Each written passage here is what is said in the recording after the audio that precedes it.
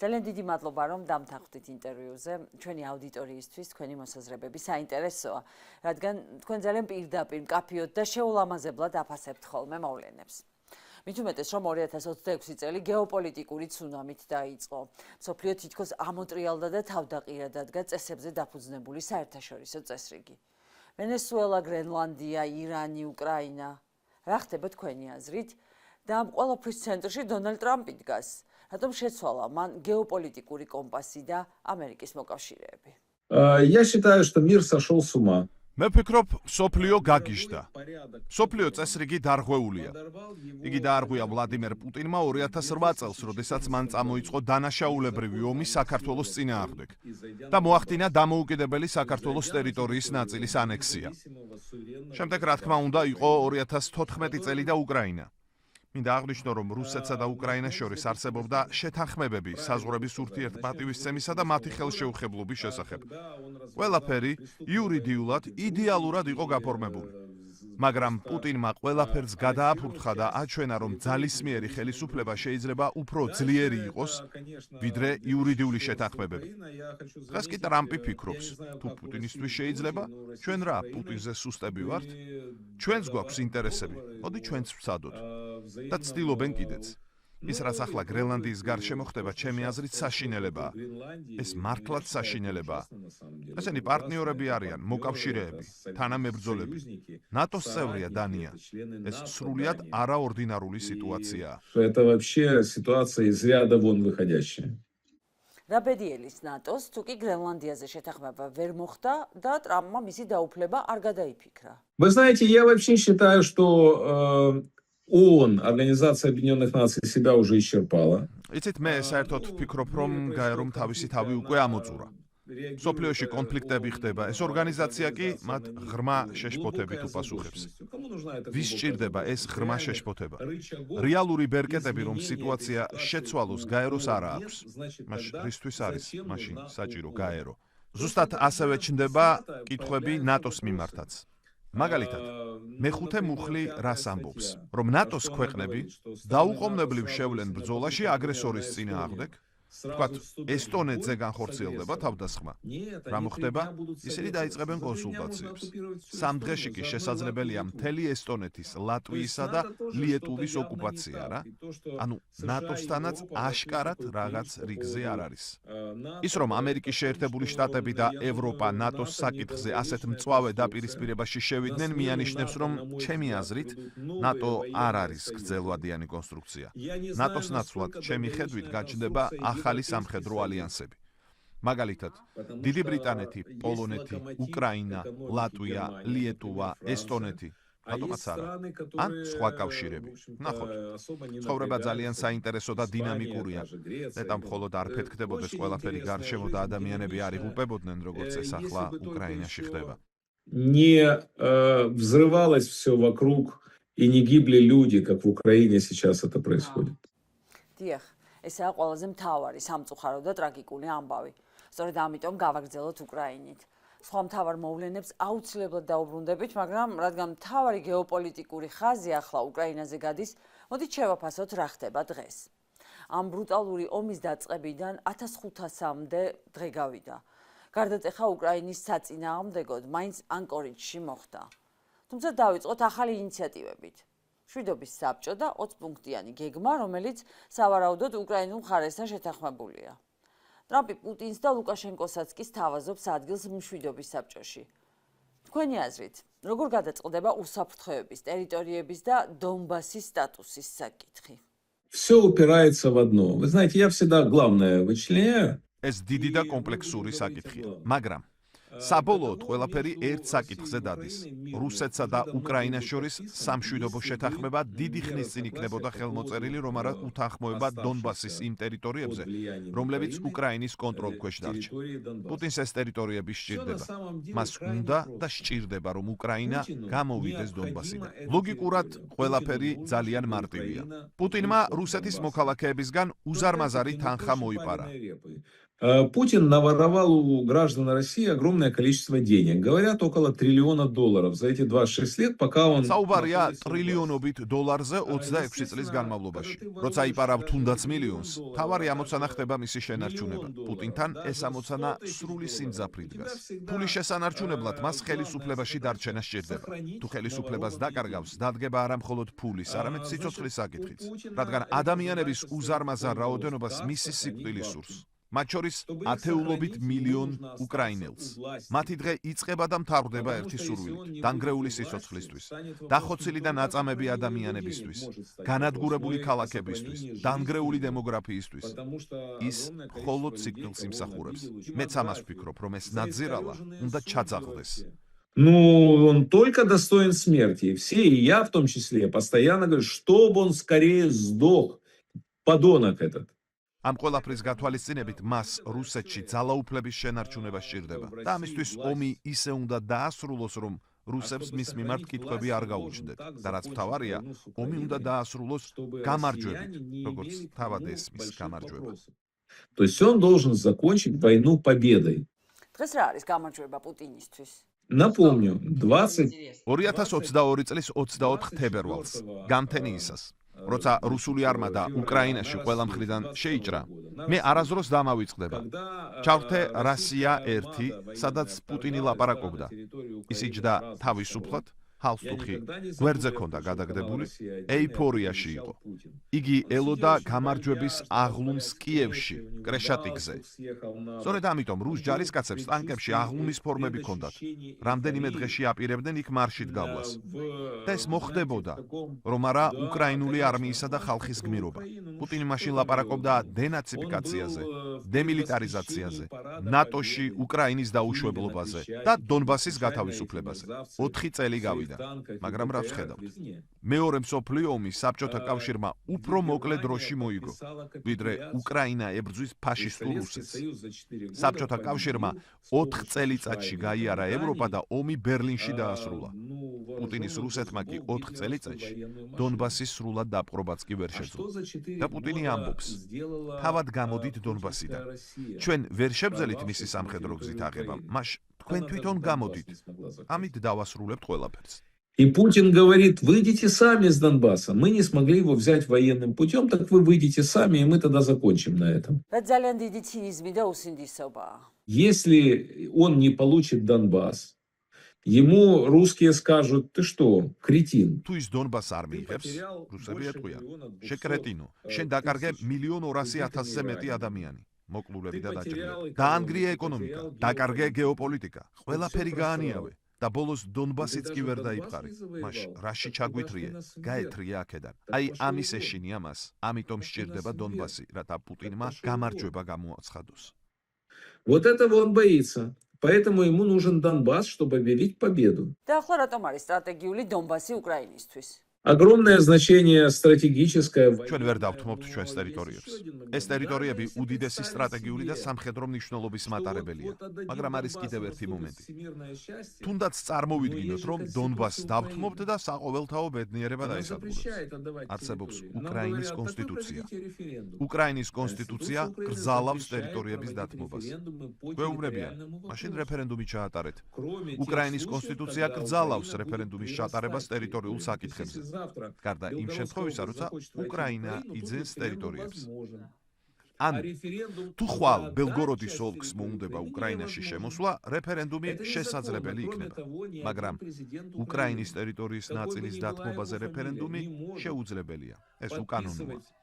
გარდა ამისა, უკრაინის არც ერთ პრეზიდენტს, რაც უნდა ერქვას მას, არ აქვს უფლება ხელი მოაწეროს დონბასიდან გასვლას და არც რეფერენდუმის გამოცხადების უფლება აქვს ამ საკითხზე, რადგან მას სასამართლო ელოდება. აი ეს არის ქვაკუთხედი, რის გამოც ჩემი აზრით, მშვიდობის ხელშეკრულება პრინციპულად ვერ დაიდება. პუტინი არ წავა მშვიდობაზე დონბასის გარეშე. უკრაინა კი არ წავა მშვიდობაზე დონბასის დათმობით. Путин не пойдет на мир без Донбасса, а Украина не пойдет на мир, отдав Донбасс. ძალიან მკაფიო განმარტებაა. იგივე იყო უკრაინის პრეზიდენტის არჩევნებზეც.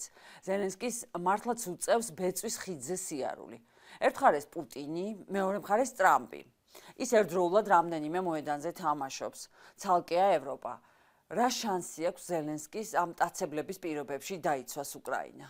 Ну, он мастерски маневрирует, мастерски ის комбинирует. ოსტატურად მანევრირებს, ოსტატურად აწყობს კომბინაციებს.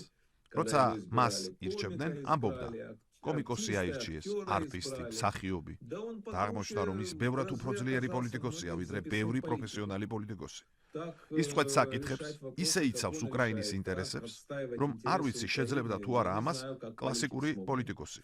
შესაძლოა სწორედ ის არის პლუსი, რომ ის პოლიტიკოსი არ არის. რაც შეეხება არჩევნებს, ომის დროს უკრაინაში არჩევნები შეუძლებელია. ზავის დროს თეორიულად შესაძლებელია, ომის დროს არა. Во время перемирия теоретически возможно, во время войны нет. ტრამპს და პუტინს წინააღმდეგობრივი ურთიერთობა აქვთ. ტრამპი ხან ქაღალდის ვეფხს უწოდებს პუტინს, ხან ამბობს, რომ მასთან კარგი ურთიერთობა აქვს. რა გავლენას ახდენს ამ ყველაფერზე კომპრომატების ომი. ეპშტეინის ფაილები მათ შორის. როგორც ცნობილია, გაეროში რუსეთის ყოფილ ელჩს ჩურკინს ტრამპზე გადასცეს დოსიე. როგორ აისახება კომპრომატების ეს ბრძოლა მოლაპარაკებების პროცესზე, ომის შეჩერების შესაძლებლობაზე და სტაბილური მშვიდობის პერსპექტივაზე. Даже если у Путина есть компромат на Трампа, что возможно и есть. პუტინს თუნდაც მართლაც კონდეს რაიმე კომპრომატი ტრამპზე და ეს სავსებით შესაძლებელია. ტრამპს უკვე იმდენი კომპრომატი უნახავს საკუთარ თავზე, რომ ერთით მეტი ან ნაკლები დიდ განსხვავებას ვერ მოახდენს. მის წინააღმდეგ იმდენი სისხლის სამართლის საქმეა აღზრული, იმდენი ჩვენებაა მიცემული, რომ თუ პუტინი რამეს გამოიტანს, ყოველთვის შეიძლება თქვას: ნახეთ, რა საკეთებს ეს ნაძირალა. მე ვცდილობ უკრაინის სასარგებლოდ დათმობაზე წავიდეს და ის ასე იქცევა. ეს უფრო პუტინს ამბობს. რაც შეეხება ტრამპის დამოკიდებულებას პუტინის მიმართ, ეს ყველაზე კარგად თავად ტრამპმა იცის. მაგრამ იმ ადამიანებისგან, ვინც ტრამპს იცნობს, ვიცი, რომ მას პუტინის მიმართ გარკვეული პატივისცემა აქვს. მას მოსწონს პუტინი იმიტომ, რომ 26 წელი შეინარჩუნა ძალაუფლება. შექმნა მისთვის ძალაუფლების ეფექტური ვერტიკალი. ავტორიტარული სისტემა, სადაც ვერავინ უბედავს წინააღმდეგობის გაწევას. ეს ტრამპში პატივისცემას იწვევს. გარდა ამისა, მათი შეხვედრები ყოველთვის მშვიდად მიმდინარეობდა. საერთო ენას პოულობდნენ. ტრამპს ზოგადადაც აქვს სიმპათია რუსეთის მიმართ. მეტიც ის პირველად მოსკოვსა და ლენინგრადში ჯერ კიდევ 1987 წელს იყო, საბჭოთა კავშირის დროს. Потому что он же был всего в Москве и еще в 87 году в Ленинграде. ის მოსკოვში ცხოვრობდა? Трамп первый раз приехал в Москву и заехал в Ленинград со своей женой Иваной. არა, ის იმყოფებოდა მოსკოვში მეუღლესთან, ივანასთან ერთად. ცხოვრობდა სასტუმრო ინტურისტში გორკის ქუჩაზე, დღევანდელი ტვერსკაია. შემდეგ იქ რიც კარტონი აშენდა, ტრამპი რიცში ცხოვრობდა, ლენინგრადშიც იყო. მოსკოვში სტუმრების მიღება იციან. წარმომიდგენია, როგორ ხვდებოდნენ ტრამპს. წითელი და შავი ხიზილალა თეფშიდან გადმოდის. შამპანური დომ პერინიონი, საუკეთესო გოგონები, ამ ყველაფერმა მასში რუსეთის მიმართ განსაკუთრებული განცდა შექმნა. მაგრამ მან ერთი რამ აურია. მოსკოვი ეს არ არის რუსეთი. Представляю, как встречали Трампа. И я это понимаю. Красная, черная икра свисала с блюд наверняка. Шампанское, дом Периньон лилось рекой. Лучшие девочки. რუსეთი სრულიად სხვა სახელმწიფოა. ეს მას არ ესმის. აქედან მოდის მისი სიმპათია პუტინისა და რუსეთის მიმართ. Вот отсюда, я думаю, исходит какой-то его пиетет и к Путину, и к России.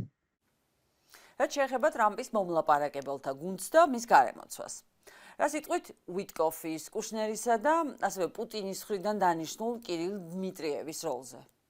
Дмитриев это подонок. Чистый подонок. დმიტრიევი სუფთა ნაძირალაა. დაიბადა კიევში, სწავლობდა 145 სკოლაში, სუნთქავდა უკრაინულ ჰაერს, დადიოდა კიევის ქუჩებში. მერე წავიდა ამერიკის შეერთებულ შტატებში, დაამთავრა ჰარვარდი და სტენფორდი, შემდეგ დაბრუნდა რუსეთში. ან იქ დაავერბოვკეს, ან კიდევ ამერიკაში. ძალიან ნიჭიერი და ჭკვიანი ბიჭი იყო. უკრაინულ ტელევიზიებშიც გამოდიოდა სავიკ შუსტერთან. ჩემი ცოლი მაშინ შუსტერთან მუშაობდა და კარგად იცნობს. დღეს ის პუტინს ემსახურება. ფულს ემსახურება. ეშმაკს ემსახურება. ჭკუა და ინტელექტი არაფერს სვლის. ამერიკაში ჩავიდა შოკოლადებით, რომლებზეც პუტინის სახე და ზეთის სიმბოლო იყო გამოსახული. ეს საზიზღრობაა. ის ამაზრზენი არამზადაა, ნაძირალაა, ასეთებს ვერ ვიტან. Какая отвратительная сволочь просто. Ненавижу таких. დმიტრიევი უკრაინული ფესობის გამო შეარჩიეს? Какая отвратительная рожа. დიახ, როგორი აუტანელი ტიპია. რაც შეეხება ვითკოვს, არ ვიცნობ. ერთხანს რჩებოდა შთაბეჭდილება, რომ მას პუტინი უფრო უყვარდა ვიდრე სამართლიანობა. ახლა ვერაფერს ვიტყვი. კუშნერზე კი ჩემი ყველა წყარო ამბობს, რომ ის ძალიან ჭკვიანი, სამართლიანი და სწრაფად მოაზროვნეა. კუშნერი უკრაინის იმედია, რომ ჩვენ მიმართ უსამართლოდ არ მოიქცევიან. Кушнер – это надежда Украины на то, что по отношению к нам не поступят несправедливо. დიახ, ეს ძალიან მნიშვნელოვანია, ჩვენ ყველა განსაკუთრებით გულშემატკივრობთ უკრაინას, მის ბრძოლას თავისუფლებისთვის და ამ უსამართლობის წინააღმდეგ მიმდინარე მთელ ამ პროცესს. ახლა მინდა საქართველოზე გადავიდეთ, როგორ ჩანს დღეს საქართველო უკრაინიდან, როგორც მოკავშირე, ნეიტრალური ქვეყანა თუ დაკარგული პარტნიორი. Грузия, безусловно, союзник фашистской России, потому что Бедзина Иванишвили, который узурпировал власть в Грузии, საქართველო დღეს ფაშისტური რუსეთის მოკავშირეა. ბიძინა ივანიშვილი, რომელმაც ხელისუფლების უზურპაცია მოახდინა, პუტინის მორჩილი იარაღია. ის პუტინის ოლიგარქია, რომელიც პუტინისა და გაზპრომის ფულით მოვიდა ხელისუფლებაში. მის ირგვლივაც რუსული აგენტურაა თავმოყრილი. ძალიან არ სიამოვნებს იმის თქმა, რომ მის წრეში აღმოჩნდა კახა კალაძეც, შესანიშნავი ფეხბურთელი. კიევის დინამოში, მოგვიანებით მილანში. ის ანდრეი შევჩენკოს გვერდით თამაშობდა. ადამიანი, რომელიც ამბობდა, რომ უკრაინა და კიევი უყვარდა. Каха Каладзе, влюбленный в Киев, в Украину, как он говорил, вот оказался таким мерзавцем по отношению к Киеву и к Украине. მე მეზიზღება საქართველოს დღევანდელი ხელისუფლება იმისთვის, რომ საპყრობილეში ყავთ დიდი ქართველი პრეზიდენტი მიხეილ სააკაშვილი. მან გაღატაკებული, ჩამორჩენილი, კრიმინალით სავსე ქვეყანა 10 წელიწადში აყვავებულ სახელმწიფოთ აქცია, რომელსაც დასავლეთში პატივს სცემდნენ. მე ეს ყველაფერი საკუთარი თვალით მაქვს ვანახი. საქართველოში ნამყოფი ვარ შევარდნაძის დროს, სააკაშვილის პერიოდში. მის შემდეგაც მახსოვს ჩაბნელებული რუსთაველი, ტყვის კვალი კედლებზე, კრიმინალი, საშინელი გზები, ჯანდაცვა. ქვეყანა კვდებოდა. Все это было видно. Эта страна увядала, Грузия. თქვენ 2021 წელს თბილისში არ შემოგიშვეს, მაშინ სააკაშვილის მოსანახულებლად მოფრინავდით. რატომ არ მოგცათ ივანიშვილმა მაშინ ქვეყანაში შემოსვლის საშუალება, რისი შეეშინდა? Ну да, в 2021 году я должен был лететь в Тбилиси. Я прилетел в Тбилиси вместе с женой, с детьми. დიახ, 2021 წელს ოჯახთან ერთად თბილისში ჩამოვფრინდი. ჩემს მეუღლესა და შვილთან ერთად. ჩვენს საყვარელ თბილისში. მე ძალიან მიყვარს საქართველო. მასთან ბევრი რამ მაკავშირებს. მე კონფერენციას უნდა დავსწრებოდი და რაღა თქმა უნდა ჩემი მეგობრის, მიხეილ სააკაშვილის მონახულება მინდოდა ციხეში. მაგრამ გაგვადეპორტეს. აეროპორტის თანამშრომლები ბოდიშს გვიხდიდნენ. მაშინ უდიდესმა მომღერალმა ბუბა კიკაბიძემ მითხრა, რომ ცხოვრებაში პირველად მრცხვენია, რომ ქართველი ვარო. Впервые в жизни стыдно за то, что я грузин. დიახ, ეს მართლაც სამორცხინო და საშინელი მომენტი იყო ჩვენთვის. ფაქტობრივად, მაშინ გამოჩნდა უფრო მკვეთრად თუ როგორ მიდიოდა ავტორიტარიზმისკენ ჩვენი ქვეყანა. მიხეილ სააკაშვილი ახლაც ციხეშია, გისოსებს მიღმარიან სხვა პოლიტიკოსებიც, ახალგაზრდა მებრძოლი ბიჭები, მსახიობები, ჟურნალისტი მზია ამაღლობელი. Ну, мы видим, как Грузия уходит от Европейского Союза. ჩვენ ხედავთ, როგორ შორდება საქართველო ევროკავშირს და მიექანება რუსეთისკენ. ეს იყო ივანიშვილის ამოცანა, რომელიც პუტინმა დაუსახა. მაგრამ მე ერთი ვიცი. როგორც კი უკრაინა დაამარცხებს ფაშისტურ რუსეთს, რუსეთი დაინგრევა. მასზე დაყრდნობილი რეჟიმებიც დაეცემა. დაეცემა ივანიშვილიც. და სააკაშვილი და ყველა პოლიტპატიმარი გათავისუფლდება. И выйдет из тюрьмы и Михаил Саакашвили, великий, повторю, грузинский президент, и все, кто находится в грузинских тюрьмах, потому что являются оппозиционерами. თქვენ ცოტა ხნისინ განაცხადეთ, რომ რუსეთი კარგავს მოკავშირეებს, მათ შორის სომხეთს, აზერბაიჯანს და საქართველოს. რა გაძლევთ იმედს, რომ საქართველოში დემოკრატიული პროცესები გაიმარჯვებს და ივანიშვილის რუსული რეჟიმი დამარცხდება? იმიტომ რომ რადგან რუსეთი კარგავს გავლენებს სხვაგან, საქართველოს კიდევ უფრო სტრატეგიული მნიშვნელობა ეძლევა მისთვის. Россия не теряет союзников, таких как Армения и Азербайджан. რუსეთი კი არ კარგავს, მან უკვე დაკარგა სომხეთი და აზერბაიჯანი. მე მჯერა რომ კარმა დაეწევა ყველას. საზოგადოების განვითარების ისტორია და კანონზომიერება ასეთია, რომ ბოროტება და სიბნელე აუცილებლად დამარცხდება. დიდხანს ვერ გაიმარჯვებს, რაც შეეხება იმას, რომ საქართველო სტრატეგიულია რუსეთისთვის. ამაში დიდი წვლილია სამწუხაროდ ქართველებისაც, რადგან ერთ-ერთი ჩამოსვლისას მე ვიყავი საქართველოს კულტურულ ელიტასთან. არტისტებთან, ვარსკვლავებთან. არ მინდა ახლა მათი სახელებისა და გვარების დასახელება. მე ვაქებდი მიშას, მან რამდენი რამ შეძლო და ახლა გული მტკივა რომ ქართველმა ხალხმა ის ციხიდან ვერ გამოიხსნა. ისინი მომიბრუნდნენ და მითხრეს: რა მიშა, მადლობა ბიძინას რომ ის ყოველთვიურად $300 გვიხდის. ძალიან სამწუხაროა რომ $300 შეიძლება პატივსაცემი ხალხის ყიდვაც კი. Вот и все. Оказывается, можно купить за $300 даже уважаемых людей. სამწუხაროდ ასეთია რეალობა და ესეც არის ამ ქვეყნის უახლესი ისტორიის ნაწილი. თუმცა, ვიდრე დავასრულებთ საუბარს, მინდა გკითხოთ ვენესუელასა და ირანში განვითარებულ მოვლენებზე. ახალი წელი მადუროს გატაცებით დაიწყო. 30 წუთში საკუთარი რეზიდენციიდან დიქტატორი მადურო უსწრაფესად მოიტაცეს, თუმცა ასეთივე ჩარევა არ ყოფილა ირანში. ტრამპმა იქ გადაიფიქრა. თქვენი აზრით, კარაკასიდან ფილმის სცენარის გავსად გატაცებული მადუროს მაგალითი რა გავლენას ახდენს დიქტატორებზე? Вот спецоперация СВО против Мадуро – это блестящая спецоперация, безошибочная. ვენესუელაში ჩატარებული სპეცოპერაცია მადუროს წინააღმდეგ ბრწყინვალე ოპერაცია იყო. პუტინთან სპეცოპერაცია უკვე 4 წელზე მეტია გრძელდება, თანაც ეს იდიოტი ამბობს, რომ ყველაფერი გეგმის მიხედვით მიდის. 4 года, при этом этот идиот говорит, что все идет строго по плану. ტრამპთან კი სპეცოპერაცია 3 საათს გაგრძელდა. მადურო დაკავებულია, ტრამპი გამარჯვებულია. სწორედ განცდამ, რომ ირანში ასე ლამაზად ვერ იმოქმედებდა, ალბათ შეაჩერა იგი. ჩავარდნა ირანში მის პოლიტიკურ მომავალს ძლიერ დააზიანებდა. რესპუბლიკელებისთვის ცუდი შედეგი შუალედურ არჩევნებში ტრამპისთვის პირადად დიდ პრობლემებს ნიშნავს. Плохой результат для республиканцев таит в себе большие персональные проблемы для Трампа. ვენესუელა ტრამპისთვის, როგორც თავად უყვარს ხოლმე თქმა, ყველაზე დიდი კარტი იყო. მადუროს მოტაცების შემდეგ ჩვენ ნახეთ ლუკაშენკო, რომელიც ამტკიცებდა, რომ მას იგივეს ვერ გაუკეთებენ, ვერ მოიტაცებენ. ნახეთ დადუმებული პუტინი, რომელსაც მოკავშირის დაცვა არც კი უცდია. საინტერესოა რა ხდებოდა პუტინის კარზე იმ დროს. რაიმე ინფორმაციას თუ ფლობთ? Ну, Лукашенко не будут похищать. ლუკაშენკოს არ გაიტაცებენ ორი მიზეზის გამო. პირველი, ბელარუსში არ არის ნავთობი, არც გაზი, ამიტომ ის ასეთ ინტერესს არ წარმოადგენს. მეორე, ის აქტიურად აწარმოებს მოლაპარაკებებს ამერიკელებთან. ეს საიდუმლო არავისთვისაა. რამდენადაც არ უნდა მეზიზღებოდეს მე ის და ის ჩემთვის არის ფსკერი, პლინტუს ქვემოთ, ამერიკელები მასთან შეთანხმებებზე მიდიან, მუშაობენ მასთან და ლუკაშენკოც მუშაობს ამერიკელებთან. Лукашенко работает с американцами.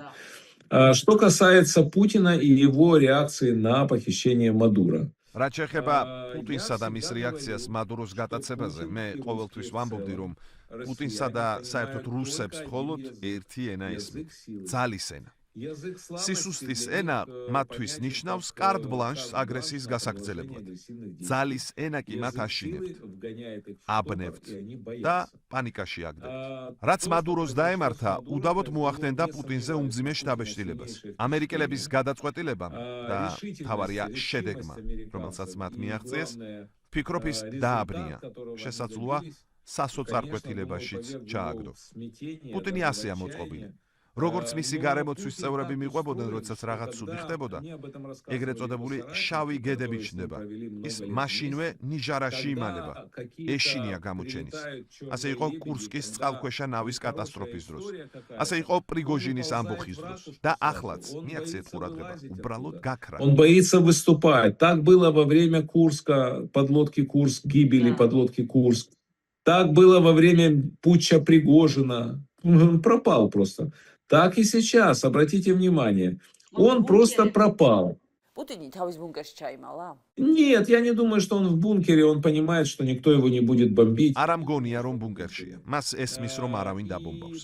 მაგრამ ის გაქრა საჯარო სივრციდან. მან არ გააკეთა კომენტარი არც მადუროს გატაცებაზე, არც რუსული ტანკერის დაკავებაზე. რუსეთმა იქ ტანკერი გაგზავნა წყალქვეშა ნავი. ორი სამხედრო ხომალდი. ამერიკელები ცივა დავიდნენ ტანკერზე და ისე დაიკავეს არც ერთი რუსული წყალქვეშა ნავი ადგილიდან არ დაძროვა. ეს სირცხვილია, ეს სილის გაწვნაა. ეს უკვე დარტყმა ყველა ზღვარს ქვემოთ. დიახ, პუტინის მხრიდან არაფერი. არ გამოვიდა, არც შეშფოთება გამოხატა, არც რაიმე უარყოფითი სიგნალი გაუგზავნა ამერიკელებს. თითქოს საერთოდ არაფერი ხდებოდა. კიდევ ერთხელ ვიმეორებ, მას მხოლოდ ძალის ენა ესმის. Еще раз повторю. Он понимает только язык силы. სამწუხაროდ დასავლეთში ეს ჯერ კიდევ არ ესმით კარგად, ბოლომდე მაინც ვერ გაიცნეს პუტინის რუსეთი. თქვენ კი ძალიან დიდი მადლობა საინტერესო მკაფიო და ღია საუბრისთვის. Спасибо, Натя. დიდი მადლობა კიდევ ერთხელ. კარგად ბრძანდებოდეთ.